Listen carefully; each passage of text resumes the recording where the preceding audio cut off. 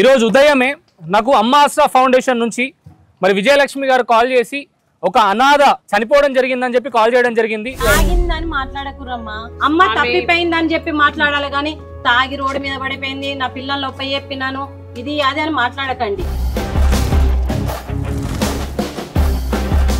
చనిపోయినటువంటి చివరి ప్రయాణంలో ఖచ్చితంగా నేను అండగా ఉండాలనే ఉద్దేశంతో ఆ ఆలోచనతోటి ఉదయమే వాళ్ళకి నేను అంగీకరించడం జరిగింది. చనిపోయిన తర్వాత చేయాల్సినటువంటి కార్యక్రమాలన్నీ కూడా దహన సంస్కారాలు అంటారు కదా, అవన్నీ కూడా కార్యక్రమాలు చేయడానికి నేను ముందుంటాను, ఒక కొడుకుగా ఖచ్చితంగా నేను ముందుంటానంత నాకు చెప్పడం జరిగింది. వేదాన్ మీడియా బృందంతో పాటు వెంకటన్న గారు కావచ్చు, ఇక్కడ చూసుకున్నట్టయితే శివ, వీళ్ళంతా కూడా సహకరించి అంతా పూర్తి స్థాయిలో కార్యక్రమాలన్నీ కూడా ఫార్మాలిటీస్ అన్నీ కూడా చాలా అంటే అద్భుతంగా జరిపారు.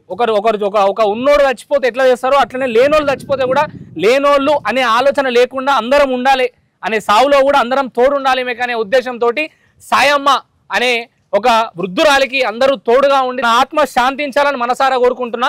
పుట్టిరంటే ఒక గుడ్ న్యూస్ లాగా చూస్తారు, చనిపోగానే ఒక బ్యాడ్ న్యూస్ లాగా చూస్తారు. అంటుడు ముట్టుడు అంటారు, ఇంకోటి అంటారు. నేనేమంటా అంటే చావు కానీ పుట్టుక కానీ ఇవి రెండూ కూడా సమానమే. ఇక్కడ పుట్టినాం ఇక్కడనే చేస్తాం, పోయినప్పుడు ఏమీ తీసుకపోము, మనం అందరం ఒక్కటే. తోటి మనిషికి ఏం జరిగినా కూడా అండగా ఉండాలనే ఒక ఆలోచన మీ అందరికీ కలిగించడానికి వీడియో తీయడం జరిగింది. జై హింద్, జై భారత్. అందరికి నమస్కారం అన్న. తమ్ముడు పొద్దున ఫోన్ చేసిండు, ఆయనకి ఇట్లా కార్యక్రమం ఉంది, ఎవరు లేరు, మనం అందరం సహకరించాలంటే మేము కూడా సపోర్ట్ చేసినాం. ఇంట్లో ఎట్లా కార్యక్రమం చేస్తామో సేమ్ అదే విధంగా చేసుకుంటూ వచ్చినాం. అన్నిటికీ తమ్ముడు వేదాంత్ సహకరించిండు మాకు. ఈ వీడియోని షేర్ చేసి మీ స్నేహితులకు, కుటుంబ సభ్యులకు చూపించండి. మనమందరం కలిసి తల్లిదండ్రుల పట్ల ప్రేమను, బాధ్యతను మర్చిపోయిన ఈ తరానికి గుర్తు చేద్దాం. జై హింద్. సర్వే జన సుఖినో భవంతు. యద్భావం తద్భవతి.